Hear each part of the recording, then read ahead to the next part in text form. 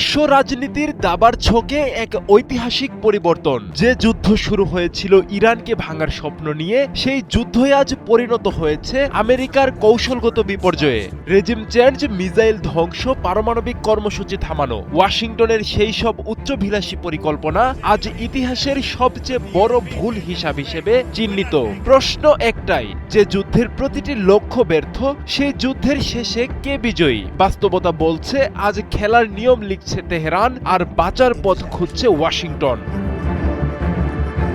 আমেরিকার পরিকল্পনা ছিল ইরানকে সামরিক, অর্থনৈতিক এবং কৌশলগতভাবে কোণঠাসা করা, কিন্তু বাস্তবতা হয়েছে উল্টো। 40 দিনের সংঘাতে ইরান শুধু টিকে থাকেনি, বরং তুলে ধরেছে এমন সব সক্ষমতা যা আগে কখনো প্রকাশ্যে আসেনি। বিশ্ব জ্বালানি প্রবাহের সবচেয়ে গুরুত্বপূর্ণ রুট হরমুজ প্রণালী এখন কার্যত ইরানের কৌশলগত হাতিয়ার। শুধু হরমুজ নয়, বাবেল মান্দে প্রণালী পর্যন্ত বিস্তৃত হয়েছে ইরানের প্রভাব। ইরানের প্রতিরোধ অক্ষ ভাঙার স্বপ্ন দেখেছে ছিল ওয়াশিংটন, কিন্তু ইরানের সেই প্রতিরোধ অক্ষ আগের চেয়ে বেশি সংগঠিত, বেশি কার্যকর।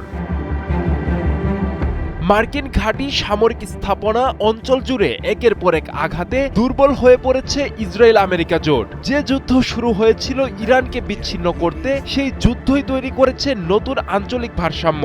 অন্যদিকে ওয়াশিংটনের ভেতরে বাড়ছে চাপ, রাজনৈতিক বিভাজন, জনসমর্থনের পতন, নির্বাচনের চাপ, সব মিলিয়ে এক গভীর সংকটে আমেরিকা। কূটনৈতিক তৎপরতা বাড়ছে, গোপন আলোচনা, মিডিয়া প্রচারণা, সবই একটাই ইঙ্গিত দেয় এই যুদ্ধ থেকে বের হওয়ার পথ খুঁজছে আমেরিকা।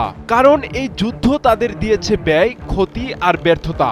অর্জন হয়নি কোনো কিছুই। ইরানের অবস্থান স্পষ্ট, কোনো আপোষ নয়। ক্ষেপণাস্ত্র কর্মসূচি, পারমাণবিক অধিকার, হরমুজ প্রণালীর নিয়ন্ত্রণ, কোনো কিছুই ছাড়বে না তেহরান। ইরানের যুক্তি, যা যুদ্ধ দিয়ে আদায় করা যায়নি তা আলোচনায় কেন দেয়া হবে? আলোচনা হতে পারে, কিন্তু সেটি হবে যুদ্ধের স্থায়ী অবসান নিয়ে। কৌশলগত সম্পদ ইরানের সার্বভৌম অধিকার।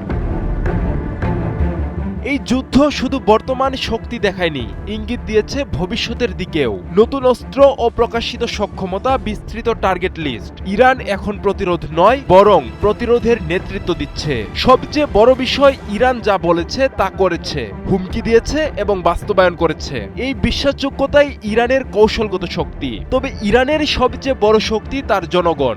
রাস্তায় লাখো মানুষের উপস্থিতি, জানফেদা চেতনা প্রমাণ করেছে রাষ্ট্র ও জনগণের বন্ধন অটুট।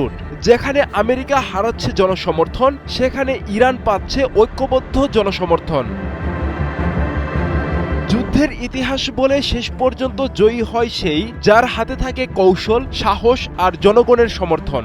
এই যুদ্ধে ইরান দেখিয়েছে সেই তিনটিই। ওয়াশিংটন এখন আলোচনা চায়, কারণ তাদের প্রয়োজন। তেহরান আলোচনা করবে, কিন্তু নিজের শর্তে, কারণ বিজয়ীরা কখনো ছাড় দেয় না, বিজয়ীরা শর্ত দেয়। আজ বিশ্ব রাজনীতির নতুন বাস্তবতায় সেই শর্ত লিখছে ইরান।